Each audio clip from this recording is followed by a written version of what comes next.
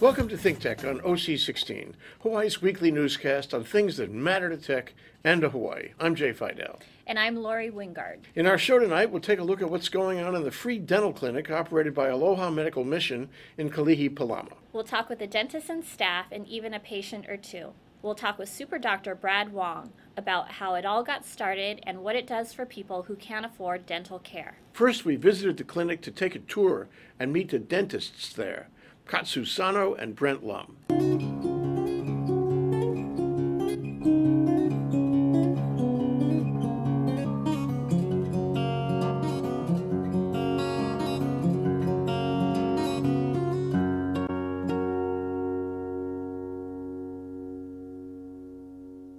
When did you go to dental school? At San Francisco. I got in there in 92. Then I've been practicing for 16 years. Okay. So how did you connect with Aloha Medical Mission? Oh yes, I belong to this study group. It's called Papaniho Study Group. And then one of people here came to talk to us. Yeah. Then it showed me some video about those international relief, the surgical services overseas. And then I was interested and I wanted to join that entourage. Then found out this place was here, Aloha Medical Mission. But dentistry is not like a surgical service. I mean, the real surgeon service. So maybe it's good to work here locally, and I can do good for the people here. Yes. Yeah. Maybe about the same, level of service to people. So I kind of liked it. So what makes you want to do service for people? Well, practicing dentistry is a challenge, but there's so many challenges I face, and then kind of getting tired of it sometimes. But sometimes, if you change the situation, it's not for money or just thriving, then I can do like whatever I studied to do for. I mean, I wanted to contribute to the society if I can. Then kind of found this.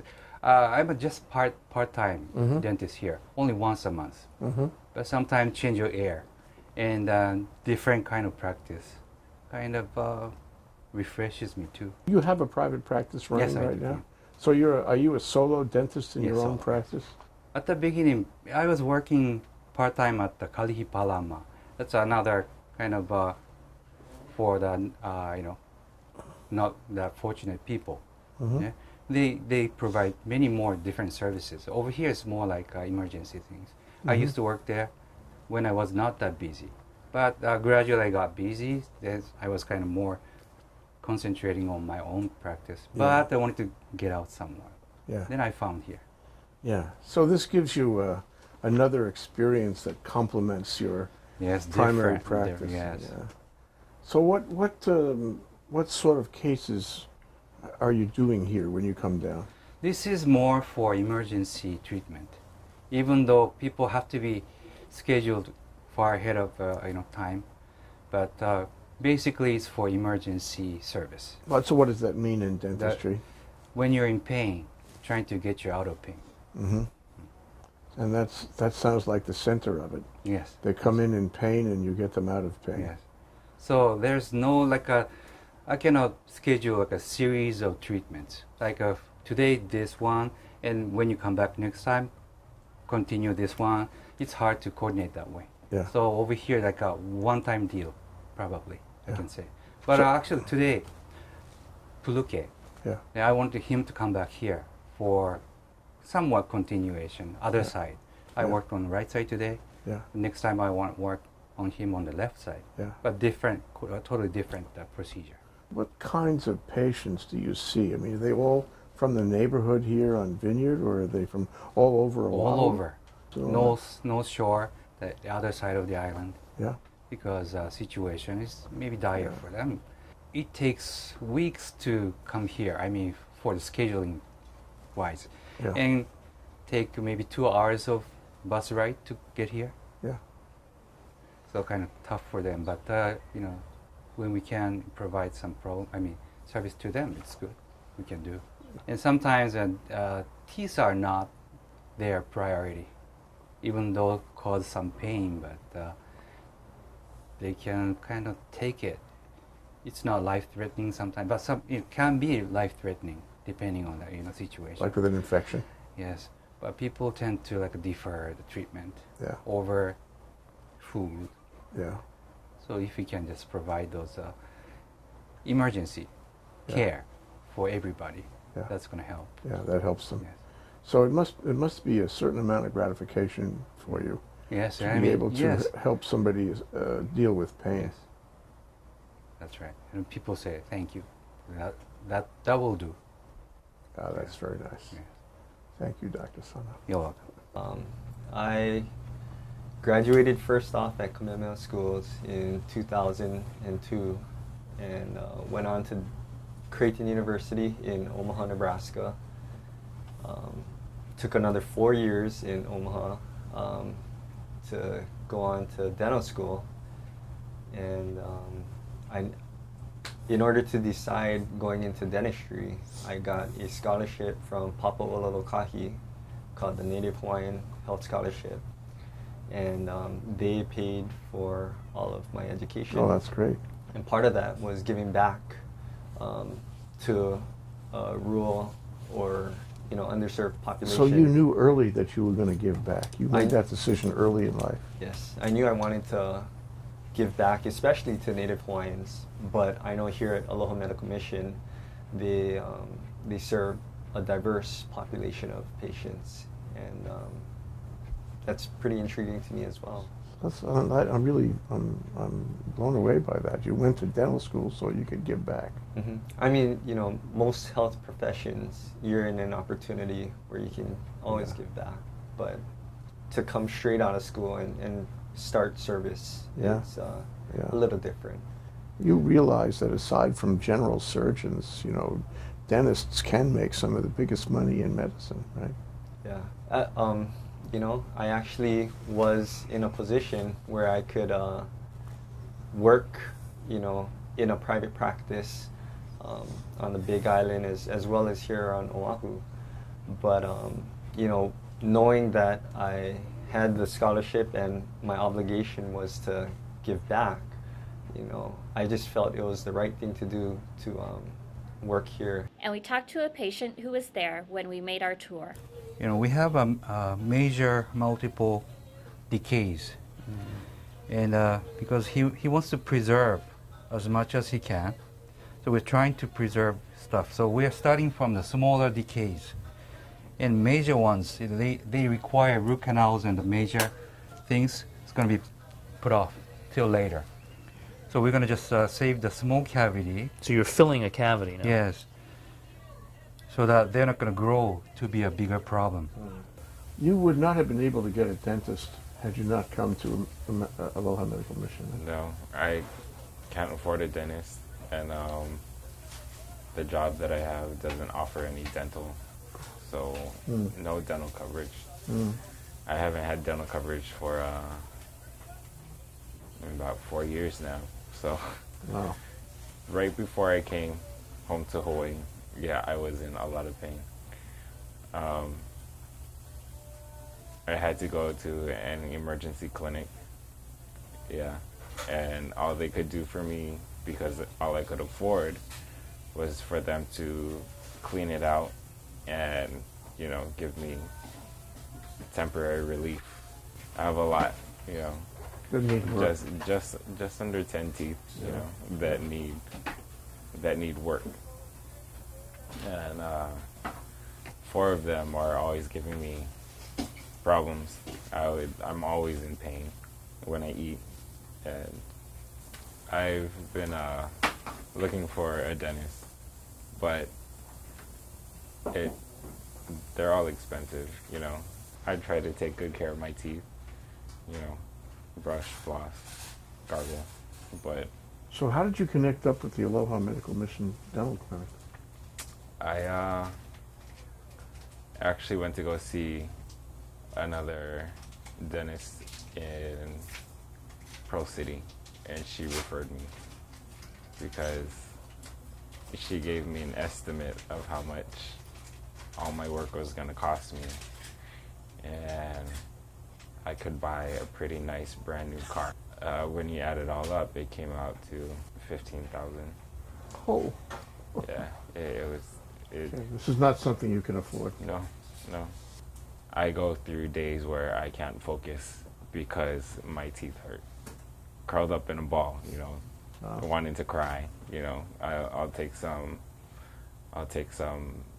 aspirin or whatever I can find, over the counter stuff.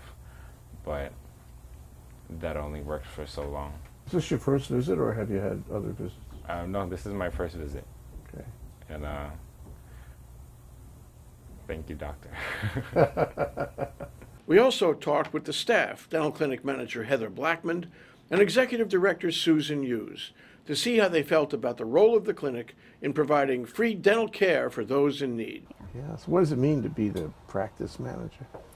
I do everything that has to do with the clinic, basically. So I deal with scheduling all the volunteers, scheduling the paid staff, making sure we have adequate staff to take care of the patients.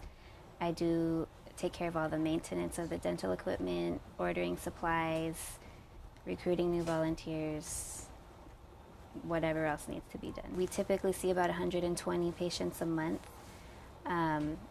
Most of them, well, none of them have insurance. A lot of them are either in between jobs, or they work multiple jobs that don't provide insurance, or they're homeless, or recent immigrants. So it's a lot of people that really need help, but they don't really have anywhere else to go. And what sort of problems do they come in with? Most of them come in with toothaches. That's the way they describe it to us. Yeah. They don't know what's wrong, they just know they have pain. Yeah. A lot of them haven't seen the dentist in years. Yeah. So a lot of them have broken teeth, lots of cavities, and a lot of them need extensive dental work. So we do what we can to get them out of pain, and then kind of neutralize anything that's going on in there, and then try and refer them to a comprehensive dental clinic that can take care of their whole mouth. So you're the interim step to the comprehensive clinic. Yes. You help them when they need the help most. Yes. I'm the executive director, but I have an absolutely great team. So I just work with everybody that's here. That's and great. they make it all happen. That's great. They're the important ones, not me. What is the driving force around here? What makes people pull together in this place? I think we've got a really good team spirit here, and what we do is really important. We've got a great board of directors, great leader there, great staff. I think that everybody has really pulled together. We've come a long way in the year that I've been here. People have sort of just moved into the positions they should be in. They do an awesome job. They work really hard. What's your goal, in terms of the dental clinic? What do you see as a 1 year, 2 year, 5 year plan? What are you looking for? One of the things that the board has mandated that we do is that we double the number of patients that we see, and we're located in between, I think, about within a 3-mile radius, probably 7 housing projects. So I would say maybe a year, if we could double it, would be great. More than that would be fabulous. We need to be open full time. There's enough people that we need to serve. We're not reaching everybody that we should be. I think we should be more involved maybe in the schools with children, so that we get quite a few seniors that have never been to the dentist. Wow. Then we met with Dr. Brad Wong, president of Aloha Medical Mission, to understand how the clinic works. And what's exciting about it is that, we started in such a primitive way 10 years ago, and to see this brand new chair here today, and the development of a 4th chair that will happen in the next few months through grants from the Clarence T.C. Ching Foundation. It's just this progression, this synergy in the community that is gradually, it's fascinating to watch. It just happens. People come together, they hear about it, they add their 2 bits, some big and little, and it just grows, which is part of the mission really, is that it doesn't just take care of the patients, but it's a vehicle that people in the community can jump into, and then they feel good about themselves, and it builds this community activism. It's quite wonderful, actually. What I'm learning, and I'm learning this as I watch what's happening to the organization. It is a therapeutic experience for everybody involved. It is, and for me too. It's a lot of fun. It's a lot of work, but it's drudgery waking up at 2 a.m. in the morning worrying about where our money is going to come from and what to do next. You know, you started out with, the Aloha Medical Mission overseas to do surgery, and then this. So what is the connection? What is the continuum there? Well, it started in '83.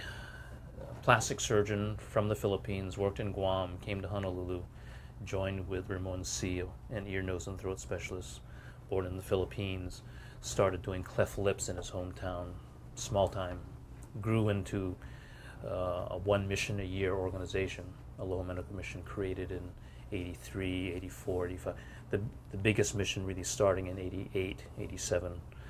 That's when I came on board. And we've grown from one mission a year in the Philippines to 4 or 5. Now we have a clinic in Bangladesh. We've been to Micronesia, Vietnam, and now Nepal recently.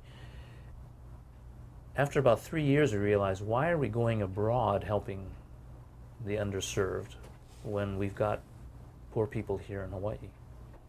So in 1990, we started our first local project, and that involved hitching with the Waikiki Health Center, getting into their vans, driving out to Mokuleia, and driving along the sand roads and finding people in abandoned cars where they were living, and doing the very basic minimal medical care, fixing wounds and giving them vitamins and some antibiotics for infections, and then trying to get them into an emergency room.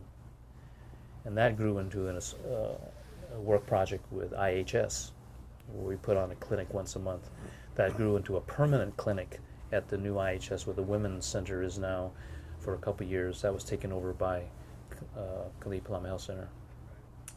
And then we moved here for the past 10 years into this Kalihi-Palama, the Palama settlement, where the strong dental clinic used to be. It's a fascinating full circle that a community dental clinic would serve the poor, where many of our community leaders actually grew up around here in Kalihi, coming from very poor backgrounds, were served by by the Palama settlement, and now we've come to this full circle again, once again serving as a dental clinic.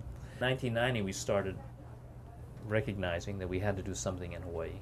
It was really just a very short-term, small project, and it's grown so that in the past 10 years we had a permanent medical clinic, which we transitioned out to Kalihi-Palama, and now this dental clinic, which is, I think, the jewel in Aloha Medical Mission's cap, because we serve this tremendous need. You know, a third of the adult population has no dental insurance because the law doesn't mandate it, like health insurance. So you may have a job, both you and your spouse might have jobs, but you won't have dental insurance because you can't afford it.